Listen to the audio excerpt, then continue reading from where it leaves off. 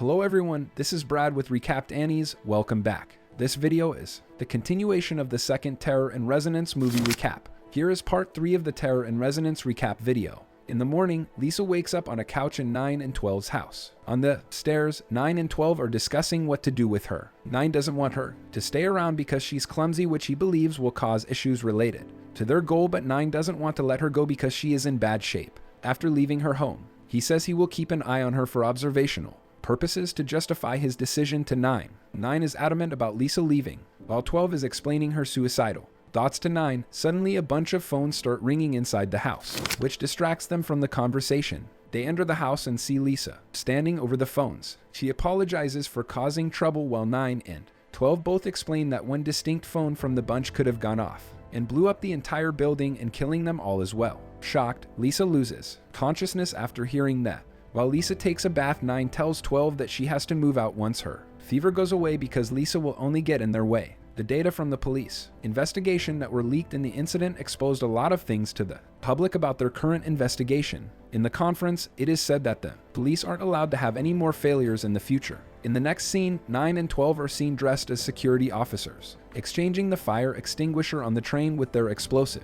9 and 12 walking back from grocery shopping smell fire inside their house from the stairs, rushing into their house only to find Lisa cooking something for them to eat, which she is burning. 9 understands that she heard them from the washroom, but her idea of being useful isn't really working. 12 sees that she still has a fever and didn't get better, so tells her to lie down and sleep. The next day, the Sphinx duo releases another riddle for the police department. The time limit for this riddle is 8 p.m. that same night. The rule is simple: if they can't solve the riddle, another bomb explodes somewhere in the city. The current riddle has ties to the police case files and the Bible. Shibazaki and his team find out that one of the trains of the Shuto Shinjuku line is rigged with a bomb. Hamura rushes out of the archive room to let the department know about their findings regarding the riddle, and the trains need to be checked immediately. Meanwhile, Shibazaki feels like there is a connection between the location of the bombings. Just as 9 thought, Shibazaki finds out the connection between the bombing location. He also finds out about the name of the academy they wanted him to search for. The name of the academy was the Rising Peace Academy. Shibazaki feels like the higher-ups of society are behind the academy. No news of the bombs being removed from the train are on the news, which makes 9 and 12 suspicious. 9 and 12 have another way of removing the bomb manually, which was by using their phone's SIM connection. A problem arises when phone signals all over the city are suddenly cut and no one is getting a phone signal. Not a single phone is getting connected to the network. 9 and 12 get nervous because if the bomb isn't disabled or removed, they will be labeled as mass murders because of the explosion. Shibazaki questions Kurahashi on why they have not searched and removed the bomb from the train. Kurahashi says he was ordered by the higher-ups, so he couldn't. Shibazaki makes a connection with the electromagnetic interference, but Kurahashi tells him not to act on his own and learn from his past mistakes. Meanwhile, 9 and 12 both start planning how they will defuse the bomb. Manually, 12 jumps on his motorcycle and rushes to the train station so he can follow the train and take the bomb back from where they planted it.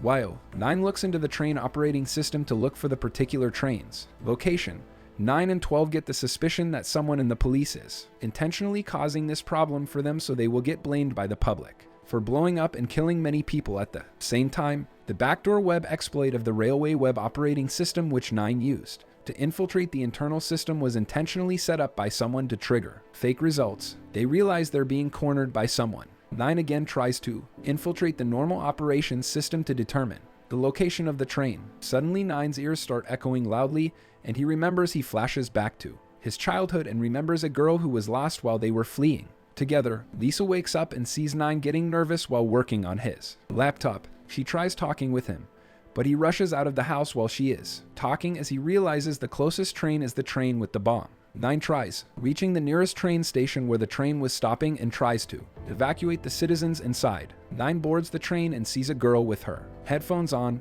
unaware of the evacuation. He tries to get her off the train as the explosion occurs. He is caught in the explosion, but surprisingly he is alive, with only minor injuries. The unknown official brought in by the government turns out to be the little girl from their childhood who is now trying to help the government catch them. Her name is 5.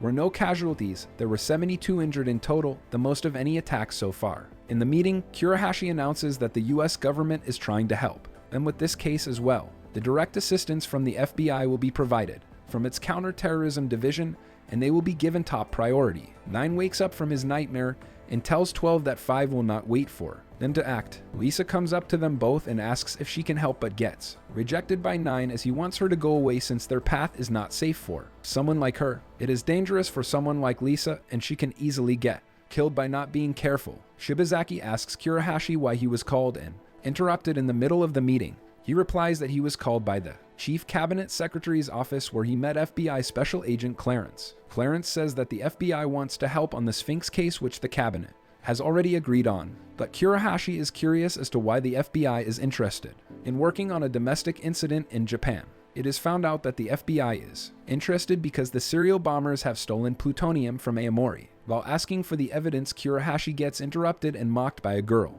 who is a researcher from an organization called NEST, a division of the US government. 5 is now acting like Sphinx and doing things so the public will think it is Sphinx. She places a new riddle for everyone to solve. 9 and 12 see the riddle and know that someone, likely 5, is trying to frame them. 9 and 12 figure out that the airport is where the next bomb likely is. 9 realizes that 5 has seen through everything and she knows everything. The FBI meets with the control tower in the airport that any communications from either the police or the terrorists should be directed to the FBI team.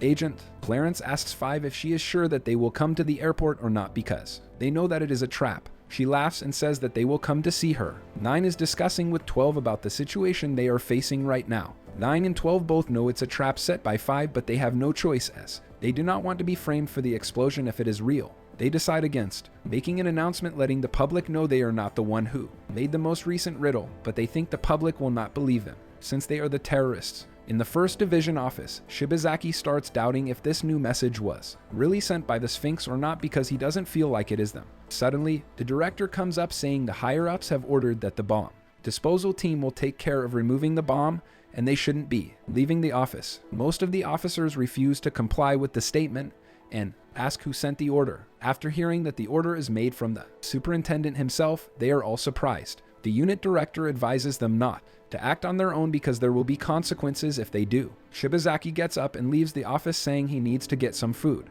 because they will not be leaving anytime soon. 9 and 12 discusses some things before leaving for the airport which will be important later. 12 says that since 5 will be monitoring every CCTV in the airport, they should move with someone she doesn't know. 12 looks at Lisa saying that she can be the other person, but 9 is reluctant to agree. While outside of the office, in the parking lot, Hamura and the others in the team join Shibazaki as they also realize that someone else is behind the new riddle. They understand what Shibazaki is going to do and they want to help him in the cause. And this concludes part 3. Thanks for watching, and please don't forget to like and subscribe to our channel as it goes a long way to supporting the channel. If there are any anime you would like us to review, please let us know in the comments and we will make them.